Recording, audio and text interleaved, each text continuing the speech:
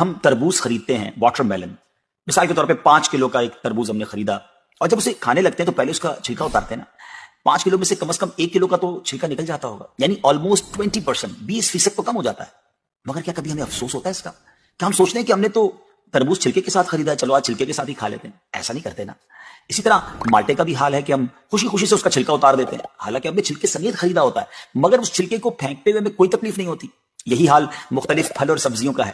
اچھا، ہم چکن بھی تو خریدتے ہیں، زندہ ثابت، اسی کو تولتے ہیں، تلواتے ہیں، پیسے دیتے ہیں، مگر جب کھانے کی باری آتی ہے، پکانے کی باری آتی ہے، تو اس کے بال، اس کی خال، اس کی آلائشیں نکل جاتی ہیں، تو ویٹ تو کم ہو جاتا ہے، مگر کبھی اس پر دکھ ہوتا ہے نہیں نا.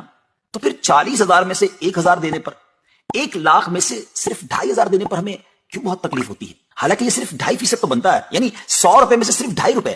یہ تربوز، کیلے، آم اور مالٹے کے چھلکے اور گٹلی سے تو بہت کم ہے نا. اسی تو زکوٰۃ فرمایا گیا. ہاں، ایک اور بات، سال میں ایک ہی بار دینا ہوتا ہے.